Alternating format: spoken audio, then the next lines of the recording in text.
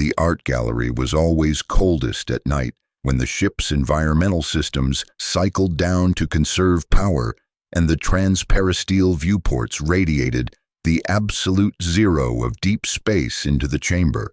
and I learned to bring an extra uniform jacket when Grand Admiral Thrawn summoned me for what he called consultation sessions, but what felt more like psychological vivisections, where he would examine my thoughts with the same clinical precision he applied to analyzing alien sculptures and Renaissance paintings. My name is Commander Vant Torian, Imperial Navy Tactical Analyst, and I served under Thrawn for 18 months aboard the Imperial Star Destroyer Chimera, 18 months that taught me more about fear and genius and the terrible space between them than the previous decade I spent in Imperial service. Because working for Thrawn meant understanding that you were simultaneously valued for your competence and completely transparent to someone whose intellect operated on levels that made normal strategic thinking look like children arranging toys. He could look at you and know things you hadn't told him, predict decisions you hadn't made yet, identify weaknesses in your reasoning that you didn't know existed. And the unnerving part wasn't that he was always right, but that he was right in ways that suggested he was perceiving reality through frameworks the rest of us couldn't access, seeing patterns in chaos that remained invisible to everyone else, even after he explained them. I transferred to the Chimera from a logistics posting on Coruscant, brought in as part of Thrawn's expanding staff after his recall from exile in the unknown regions, after his victories against pirate fleets and his pacification of insurgent cells earned him the Emperor's attention and the Grand Admiral rank that made him one of the most powerful military commanders in the Empire. The ISB briefing before my transfer emphasized his alien status, the fact that he was Chiss rather than human, that his promotion violated the Empire's unofficial but rigidly enforced human supremacy doctrine,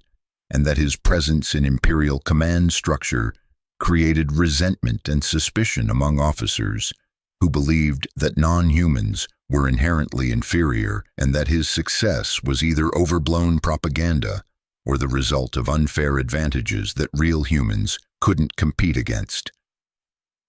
The briefer showed me intelligence assessments, psychological profiles, intercepted communications from other officers discussing Thrawn, with tones that ranged from grudging respect to open hostility, and the underlying message was clear. Watch him carefully, document his methods, report anything irregular or potentially seditious, because the ISB didn't trust aliens regardless of their demonstrated loyalty, and they wanted insurance against the possibility that Thrawn might eventually reveal himself as an enemy rather than an asset. I arrived at the Chimera with that mandate in my mind, prepared to serve competently while maintaining analytical distance and gathering the kind of detailed observations that ISB handlers valued. But within 3 days of serving under Thrawn, I understood that the ISB's suspicion was both completely reasonable and utterly misplaced. Reasonable because he was genuinely alien in ways that went deeper than biology, ways that manifested in how he thought and planned and understood conflict, and misplaced because that alienness made him more valuable to the Empire than a dozen conventional admirals, made him capable of achieving victories that normal strategic thinking couldn't produce. His first words to me were in the art gallery, standing before a sculpture from some outer rim culture I didn't recognize, a twisted metallic form that looked like pain given physical shape, and he asked without turning to look at me, "Commander Torian, what do you see when you examine this piece?" I gave the obvious answer, described the sculpture's physical characteristics and construction materials, and he interrupted gently, "No, Commander, what do you see? Not what is present, but what the presence reveals about absence, about the culture that created this and the psychology that required its creation." I had no answer because I didn't understand the question, didn't know how to extract cultural psychology from abstract sculpture, and my silence seemed to satisfy him in ways that a wrong answer wouldn't have, seemed to confirm something he had already determined about my capabilities and limitations. He turned to face me then, his red eyes studying my expression with an intensity that made my skin crawl, not from malice but from the awareness of being read like text, of having my internal state decoded and cataloged through observation of micro-expressions and physiological responses I couldn't control. "You were sent here to observe me," he said, statement rather than question. "The ISB believes I require monitoring. They are correct, of course. Everyone in positions of power should be monitored, should have their actions documented and their decisions scrutinized, because unchecked authority leads to corruption and strategic blindness. But the monitoring will not reveal what they hope it will reveal, Commander. You will observe that I am loyal to the Empire, that I pursue its interests with absolute commitment, that my alienness is asset rather than liability. And you will report these observations to your ISB contact, and they will file them and continue to distrust me, because humans of this empire have built their identity on the belief that they are superior to all other species, and evidence contradicting that belief cannot be processed as truth, only as anomaly requiring explanation." He was right, of course, about all of it, about my ISB connection and the reporting mandate and the fundamental reason why the Empire couldn't fully accept his genius, regardless of how many victories he delivered, and his awareness of the surveillance didn't seem to bother him or change his behavior, didn't make him cautious or defensive, the way most people became when they knew they were being watched. He simply continued operating with the same methodical brilliance, analyzing intelligence reports and cultural artifacts, planning campaigns that succeeded through predicted psychology rather than overwhelming force, treating the ISB's suspicion as another variable to account for rather than a threat requiring management. I filed my reports dutifully, described his methods and effectiveness, noted his interactions with crew and his analysis techniques, and I tried to maintain the professional distance that would allow me to observe without being influenced. But that distance collapsed gradually over the months as I watched him work and started understanding that his genius wasn't just intellectual capacity, but something closer to a different operating system, a way of processing information and making decisions that followed rules I could barely perceive. The first campaign I observed directly was against a rebel cell operating in the Baton sector, a well-organized insurgent network that had been frustrating Imperial operations for months through guerrilla tactics and local population support, and every conventional approach had failed to eliminate them or even significantly disrupt their activities. Thrawn spent 3 weeks studying intelligence reports and cultural data about Baton's population before issuing any tactical orders. 3 weeks where other officers muttered about indecision and wondered why the Grand Admiral was reading anthropology texts instead of planning military operations, and then he presented a strategy that seemed unnecessarily complex and indirect, a series of economic pressures and propaganda campaigns, and targeted arrests that didn't directly engage the rebel forces at all. The other tactical staff questioned the approach,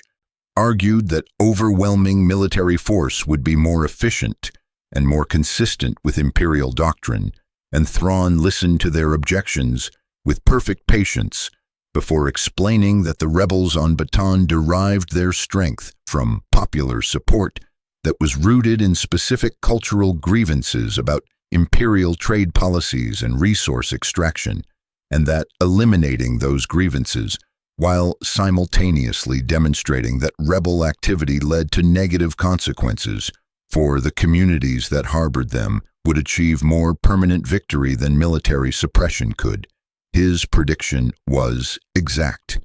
Within 6 weeks, the rebel cell's support network collapsed. local populations began providing intelligence about insurgent locations and activities, and the rebel leadership found themselves isolated and vulnerable in ways that military pressure alone had never achieved. The final elimination of the cell was almost anticlimactic, a simple arrest operation that encountered minimal resistance because Thrawn had already won the actual conflict weeks earlier through manipulation of cultural dynamics that most Imperial officers didn't even recognize as relevant variables. The after-action review was fascinating because Thrawn walked the tactical staff through his reasoning, explained how specific cultural values and historical grievances created predictable response patterns, how understanding why people resisted Imperial authority allowed you to address the root causes rather than just suppressing symptoms. And I watched senior officers nod along while clearly not fully grasping the methodology, treating it as some kind of alien intuition rather than as systematic analysis they could learn to replicate. That gap between Thrawn's thinking and normal Imperial strategic culture became more apparent as I observed additional campaigns, watched him achieve victory after victory through approaches that seemed almost magical to officers who were trained in direct force application and overwhelming firepower. He understood that warfare was psychology, that every conflict was ultimately about convincing opponents that continued resistance was futile, or that cooperation served their interests better than opposition, and that physical destruction was just one tool among many for achieving those psychological effects. The Empire's standard approach was to demonstrate power through devastation, to make examples of resistant populations through planetary bombardment and mass executions, to rule through fear that was deliberately excessive and indiscriminate.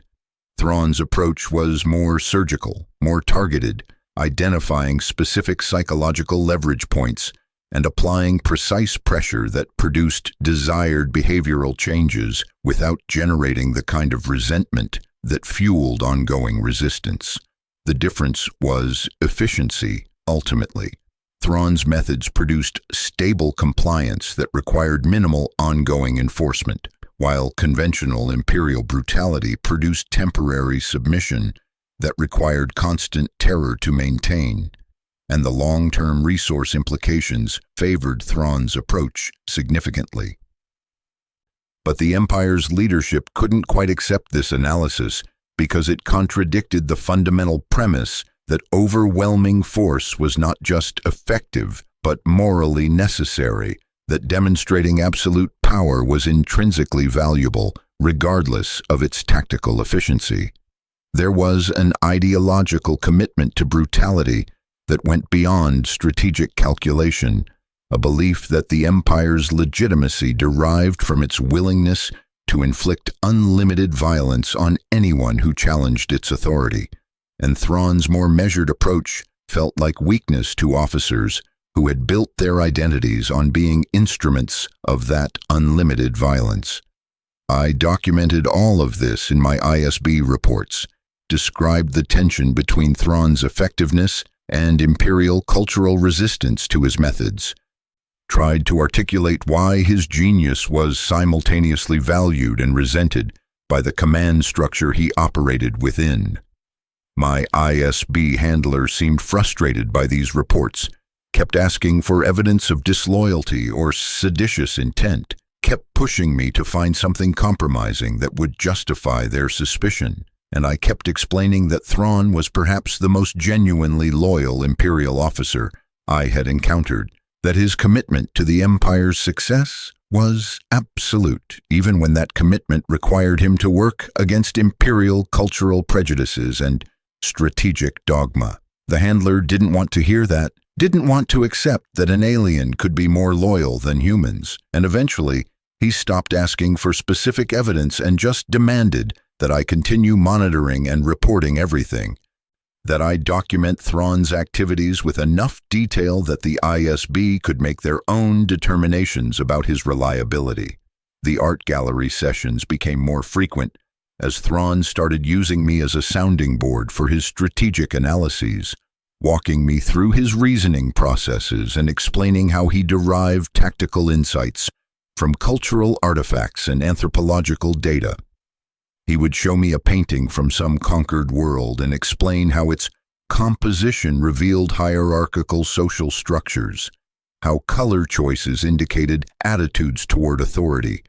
how empty space in the composition suggested cultural concepts of individual autonomy versus collective obligation. Then he would connect these observations to current intelligence about rebel activity in that culture's territory, predict how the insurgents would organize their resistance based on cultural values, design countermeasures that exploited cultural assumptions to create strategic advantages. The logic was impeccable once he explained it, but I could never have generated those insights independently, could never have looked at abstract art and extracted actionable military intelligence without his framework. What disturbed me wasn't the analysis itself, but the implications about how much information existed in the environment that I was completely blind to, how much strategic value was available to someone who could perceive and interpret cultural patterns that remained invisible to conventional intelligence work. Thrawn operated with a vastly expanded information set compared to other commanders, saw signals where others saw noise, recognized patterns where others saw random variation, and that perceptual advantage made his strategic planning seem almost precognitive. He predicted enemy movements with accuracy that felt impossible, anticipated rebel tactical innovations before they were deployed, identified vulnerabilities in insurgent networks that intelligence reports hadn't documented. Other officers attributed this to luck or to some kind of alien intuition, but I watched him work closely enough to understand that it was neither, that it was systematic analysis applied to data sources that imperial military culture had trained people to ignore as irrelevant. The Emperor visited the Chimera once during my service, a terrifying experience where the ship's entire atmosphere changed, became heavier somehow, suffused with a presence that made breathing difficult and thinking dangerous, and I understood for the first time what it meant when people talked about the dark side as tangible force rather than abstract concept. Palpatine moved through the corridors surrounded by royal guards, his robes rustling with sounds that seemed too loud, his face hidden in shadow despite the lighting, and everyone he passed felt the weight of his attention even when he didn't look at them, felt evaluated and measured and found wanting.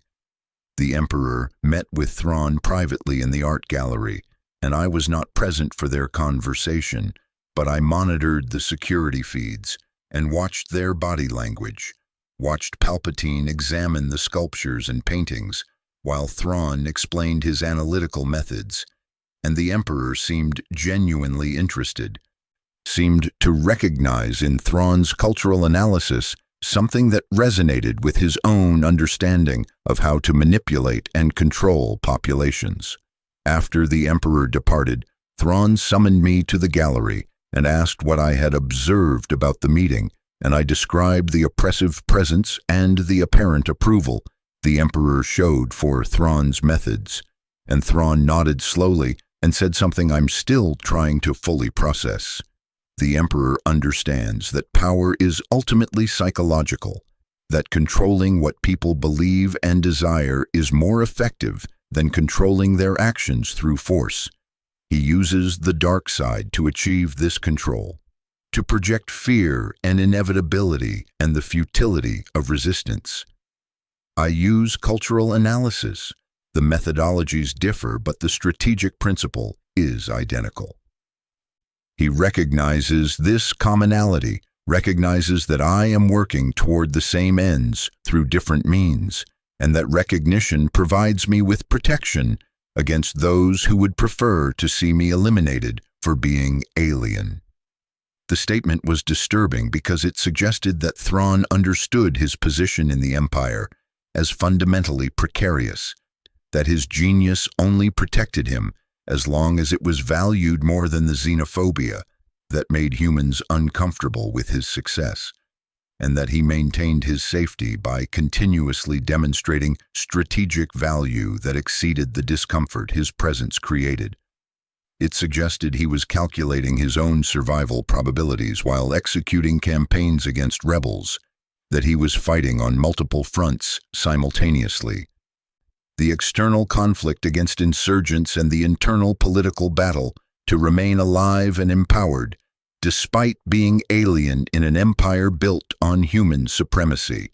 The pressure of that dual warfare must have been immense. The cognitive load of simultaneously analyzing enemy cultures and managing his own vulnerability, and I started noticing signs of strain in ways I hadn't before. Moments where his perfect composure flickered slightly, where the red eyes showed something that might have been exhaustion or might have been the accumulated weight of years spent operating in hostile environment.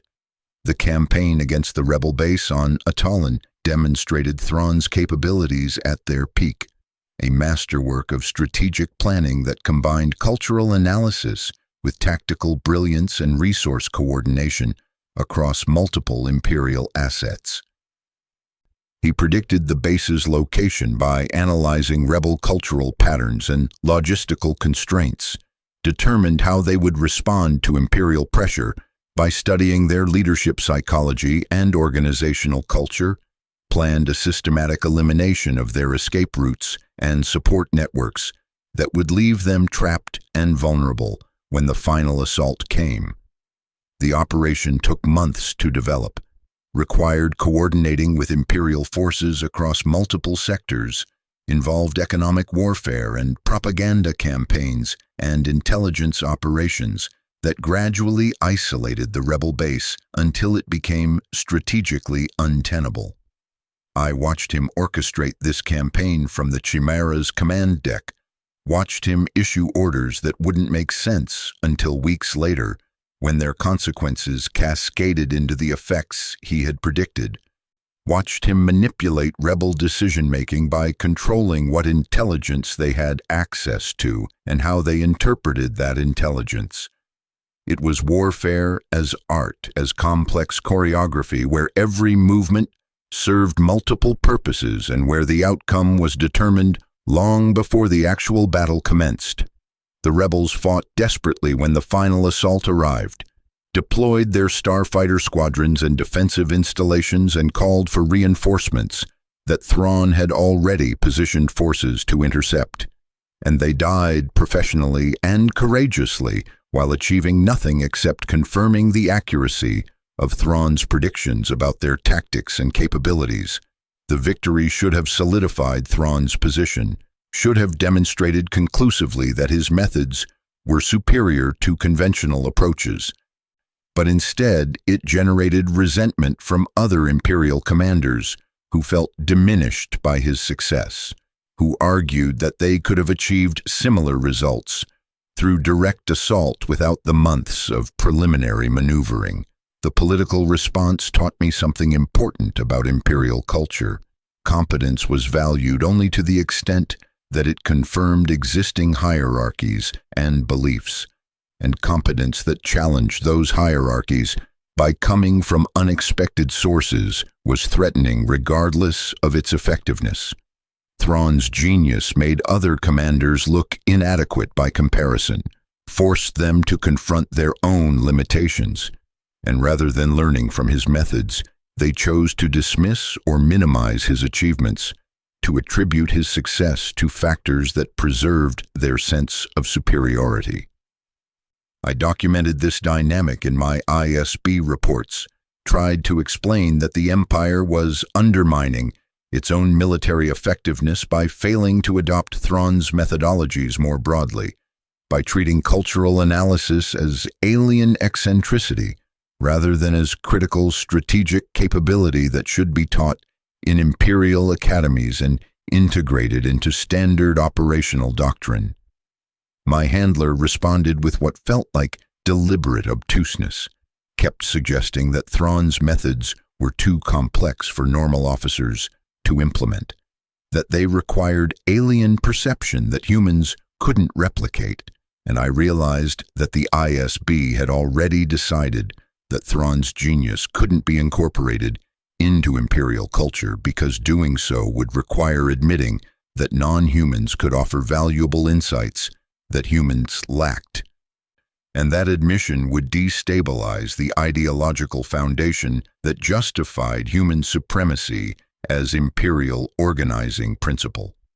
The art gallery sessions became more philosophical during this period,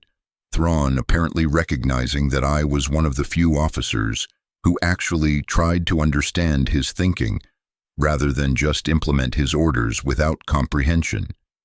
He started discussing his experiences in the unknown regions, the cultures he had encountered there and the conflicts he had mediated or prosecuted, and the picture that emerged was of someone who had spent years operating as bridge between radically different civilizations, learning to translate between incompatible worldviews and find common ground that allowed for cooperation or at least negotiated coexistence. The Chiss ascendancy had sent him as military liaison to human space, specifically because he had demonstrated capability to think in human terms while maintaining his Chiss identity, to operate within human cultural frameworks while analyzing them from external perspective. And that dual consciousness was both his greatest strategic asset and his fundamental isolation. He told me once, standing before a sculpture that looked like fractal geometry made physical, that the hardest part of serving in the Empire wasn't the xenophobia or the political maneuvering or even the constant awareness that one major failure would likely result in his execution, but the loneliness of being the only person in most situations who could see multiple perspectives simultaneously, who understood that cultural frameworks were constructed rather than natural, and that truth looked different depending on which framework you used to interpret it.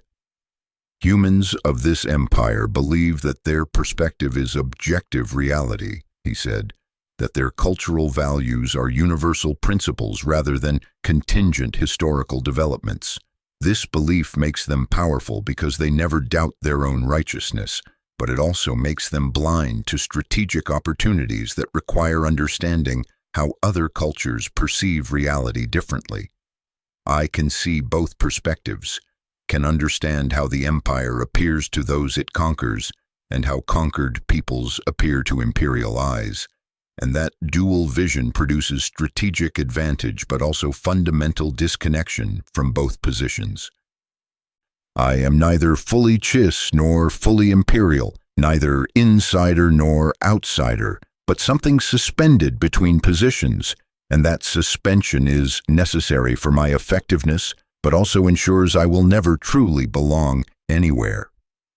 The confession was vulnerable in ways I hadn't expected from him, revealed an emotional cost to his genius that hadn't been visible in his tactical brilliance, and I understood that the calculating precision that made him such effective commander was also armor against the isolation that came from perceiving things no one around him could see. He had chosen to be alone rather than blind, had accepted disconnection as price for maintaining the perceptual capabilities that allowed him to achieve victories others couldn't imagine, and that choice had carved something out of him, left him brilliantly functional but fundamentally separated from the normal human experiences of belonging and mutual understanding. I tried to explain this to my ISB handler, tried to articulate that Thrawn's alienness wasn't threat but tragedy, that he was more committed to Imperial success than most human officers, specifically because he had sacrificed everything else to serve effectively. But the handler wasn't interested in psychological complexity, just kept asking whether Thrawn showed signs of disloyalty or contact with enemy forces or anything that could be classified as treasonous activity. When I couldn't provide such evidence because none existed, the handler became frustrated, suggested that I might be compromised by exposure to Thrawn's influence. that my reports were starting to sound too sympathetic and that the ISB expected objective assessment rather than apologetics for alien officers regardless of their rank.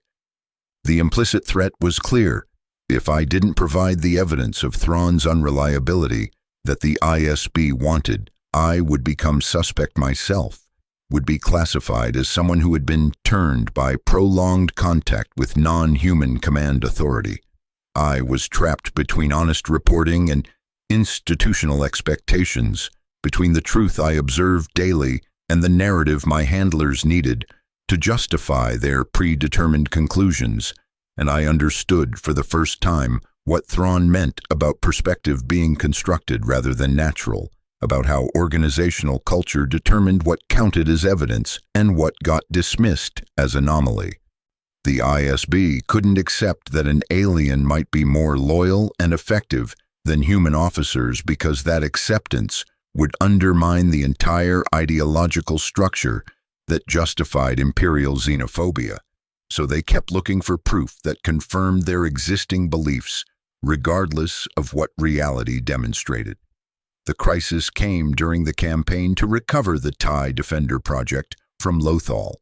a strategically critical operation that required eliminating rebel interference while securing Imperial industrial assets, and Thrawn developed a comprehensive plan that would achieve both objectives through coordinated military and political action.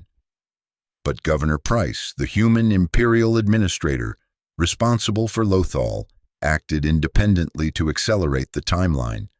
launched premature assault on rebel positions that compromised Thrawn's carefully constructed strategic setup, and when the operation failed, she destroyed the entire industrial facility rather than allowing it to fall into rebel hands, eliminating the asset Thrawn had been working to preserve. The failure wasn't tactical but political, wasn't about Thrawn's analysis being wrong, but about human Imperial officers refusing to follow his instructions because they believed their judgment was superior despite all evidence to the contrary. And watching him process this defeat taught me something about the limits of genius when operating within systems that actively resisted its application. He didn't rage or show visible frustration, just stood in the art gallery looking at that fractal sculpture and said quietly, "The Empire will fall because it cannot learn. It has built itself on the premise that humans are superior to all other species. That force is more effective than understanding. That ideological purity matters more than practical effectiveness. These premises are false, demonstrably false, but the institutional structure cannot acknowledge their falsity without collapsing the legitimacy claims that justify its existence. So it will continue operating according to false premises, will continue undermining its own interests through ideological rigidity, will continue failing in ways that could be prevented if it could accept that truth is sometimes found in voices it has decided not to hear. I have given the Empire every opportunity to use my capabilities effectively, have demonstrated repeatedly that my methods achieve superior results, and still it treats my insights as foreign contamination rather than strategic resources. This pattern will not change. The Empire will continue squandering its advantages until those advantages are insufficient to prevent defeat. The prophecy was bitter and accurate, and I recognized that I was hearing someone acknowledge the futility of their life's work, acknowledge that they had committed themselves completely to an institution that would never fully value their contribution, because that contribution came from someone they had decided was fundamentally inferior regardless of demonstrated capability. Thrawn had given the Empire his genius, his loyalty, his isolation, and in return he received suspicion and resentment and systemic resistance to implementing the strategic innovations that could have made Imperial victory inevitable. The unfairness was staggering, the waste was criminal, and there was nothing he could do about it because the problems were structural rather than individual, were built into Imperial culture at levels that no amount of military success could overcome.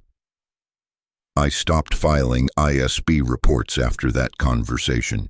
stopped pretending to maintain objective distance, stopped trying to document evidence that would satisfy handlers who wanted confirmation of predetermined conclusions rather than honest assessment. If the ISB wanted to classify me as compromised, they could do so, but I wouldn't participate in their systematic undermining of the Empire's most capable military commander just to confirm xenophobic assumptions that served no one's interests except the bureaucrats who enforced ideological purity at the expense of practical effectiveness. The decision was career suicide, and probably actual suicide, given how the ISB dealt with officers who refused their assignments, but continuing to file reports that I knew would be misinterpreted and weaponized against Thrawn felt like betraying the only person in Imperial service who treated me as someone capable of understanding complex ideas rather than just following orders.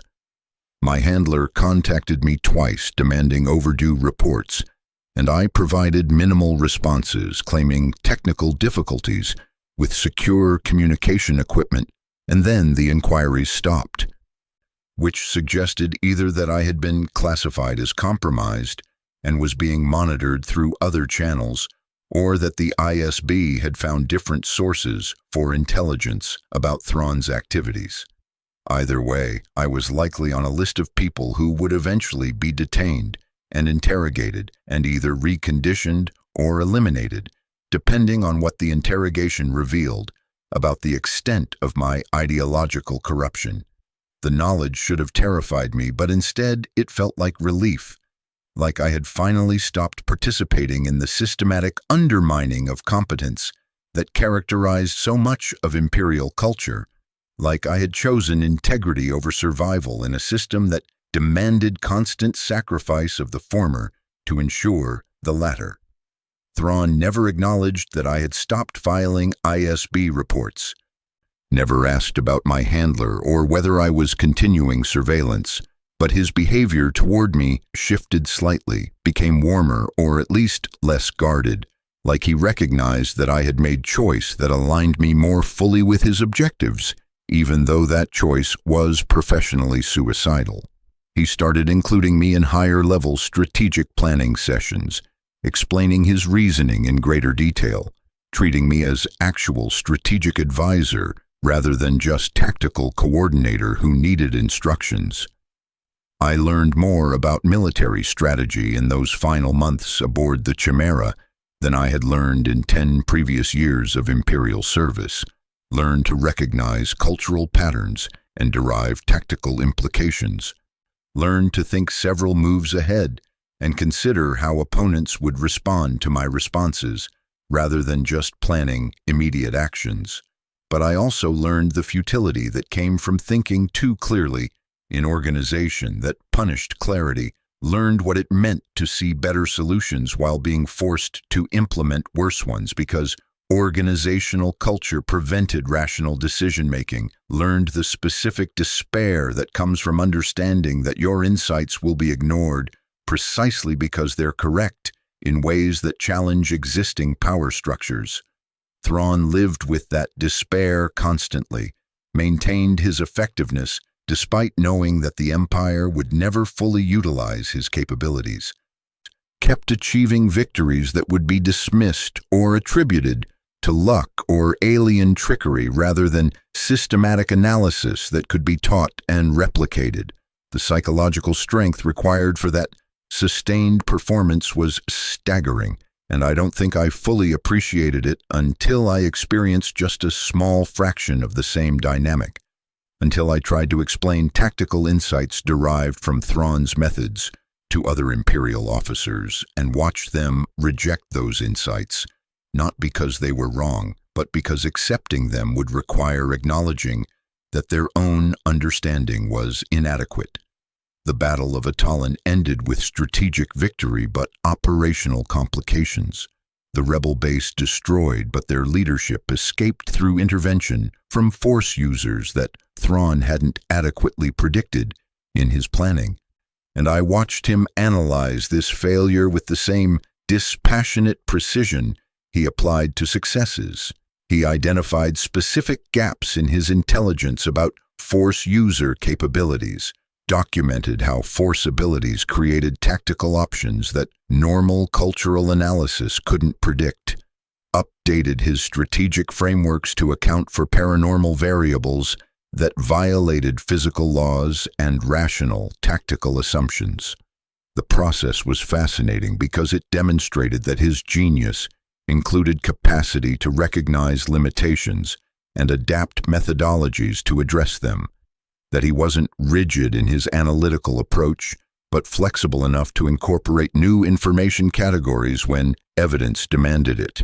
But it also demonstrated the impossible cognitive load he was operating under,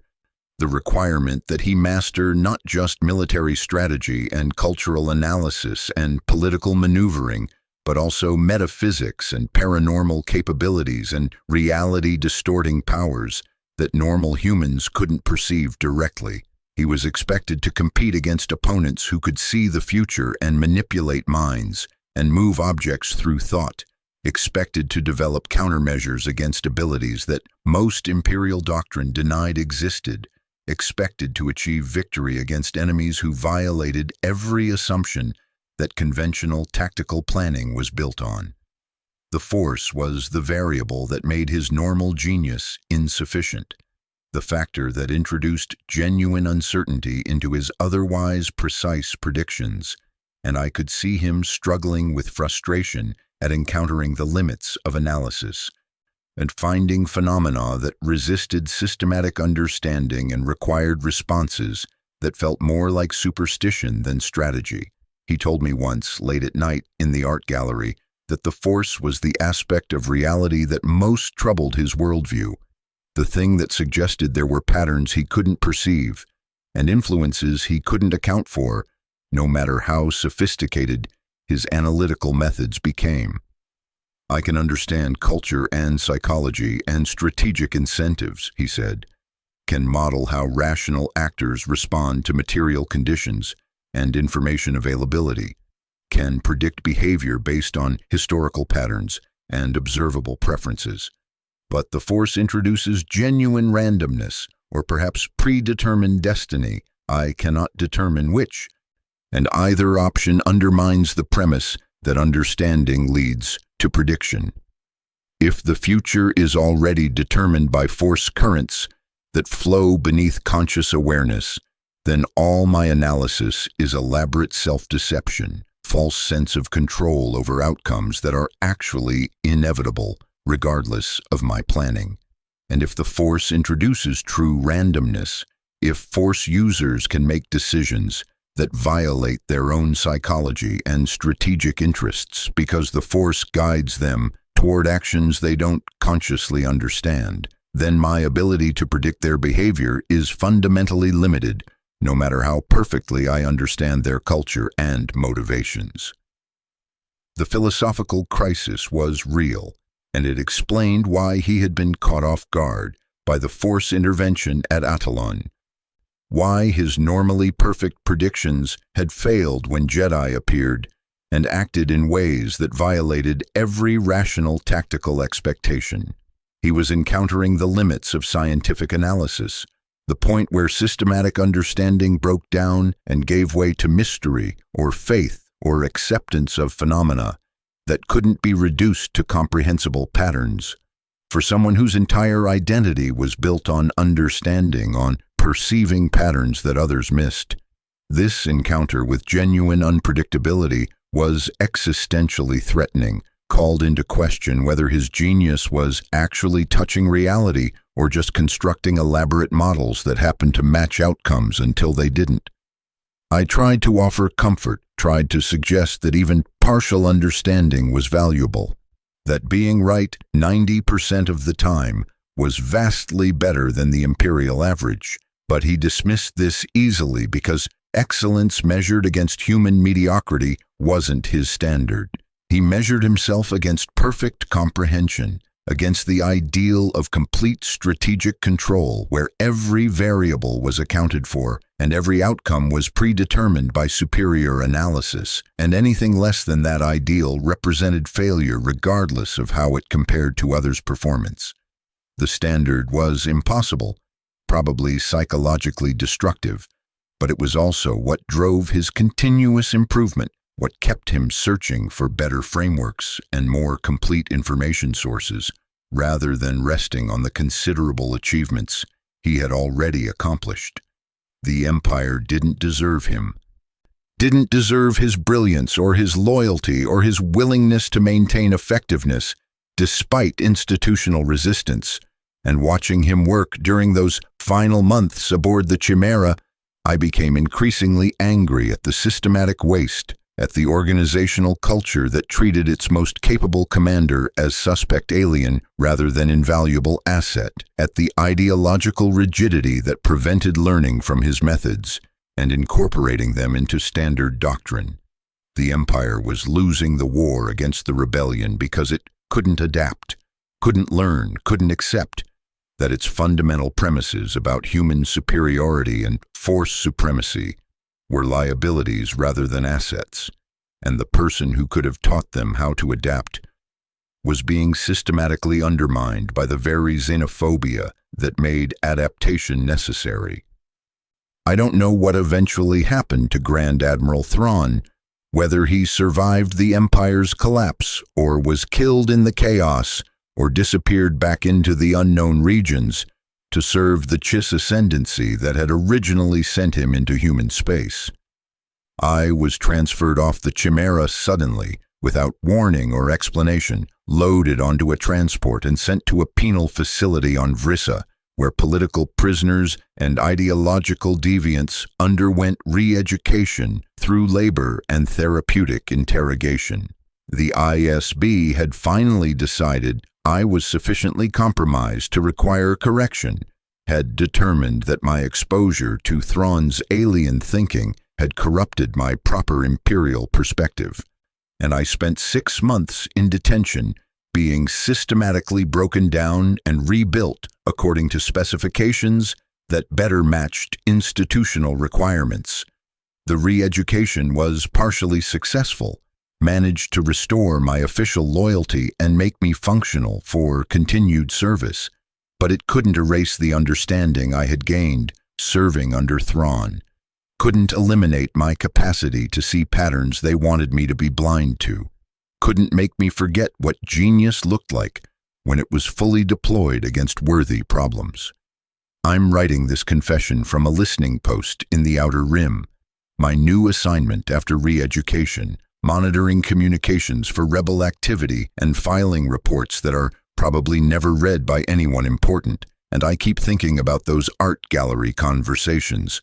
about Thrawn standing before impossible sculptures and explaining how cultural artifacts revealed strategic truth, about the loneliness of being the only person who could see both perspectives simultaneously, about the specific despair that comes from understanding that your insights will be systematically ignored by the institution you're trying to help. The Empire fell eventually, as Thrawn predicted it would,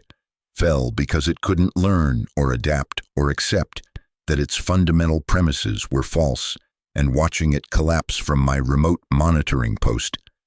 I felt vindication mixed with sorrow. Vindication because Thrawn was right about everything, and sorrow because his being right meant that all his brilliance and loyalty and sacrifice had been wasted on institution that was never going to utilize his capabilities effectively.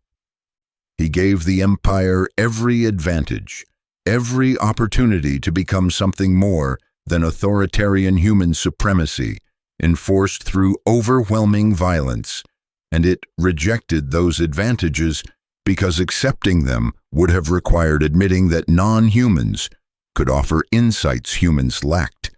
and that admission was more threatening to imperial identity than military defeat. I don't know if this confession will survive me, if anyone will read it and understand what I'm trying to communicate about the calculating genius of Grand Admiral Thrawn's campaigns, about how he fought on multiple fronts simultaneously while achieving victories that should have been impossible, about how his alienness was both his greatest asset and the reason his genius could never be fully incorporated into imperial culture. What I know is that serving under him changed how I understand intelligence and strategy, and the relationship between understanding and power taught me that genius is often isolated precisely because it sees things others can't, that brilliance creates its own form of exile when it exceeds the comprehension of surrounding culture. Thrawn was the best commander the Empire ever had, was more loyal and effective than any human officer I encountered, and he was systematically undermined and distrusted and wasted because he was alien and because his excellence made humans feel inadequate. That's the truth that my ISB reports never captured, the truth that I'm recording here in the hope that someone eventually understands what was lost when the Empire fell, what could have been preserved if organizational culture had been capable of learning from its most brilliant member instead of treating him as suspicious outsider requiring constant surveillance. The calculating genius of Grand Admiral Thrawn's campaigns wasn't just tactical or strategic. It was philosophical and psychological and cultural, was comprehensive understanding of how consciousness and society and warfare interconnected in patterns that could be analyzed and exploited if you had the perceptual capacity to see them. And the Empire had access to that genius, had the opportunity to learn and incorporate and become something more capable than it was, and it chose instead to maintain ideological purity at the cost of practical effectiveness, chose human supremacy over strategic innovation, chose to fall rather than adapt. I'm finishing this confession now, encrypting it and uploading it to archives that might survive the sector's final collapse, and I'm thinking about Thrawn standing in his art gallery surrounded by sculptures from cultures the Empire had conquered or destroyed, analyzing their psychological patterns even though that analysis could no longer help the Empire that was disintegrating around him. He would have continued analyzing until the very end, continued searching for patterns and insights, even when there was no longer any institution capable of implementing them, because that was who he was at fundamental level. Someone who couldn't stop understanding even when understanding became futile. That's the final lesson I learned from serving under him.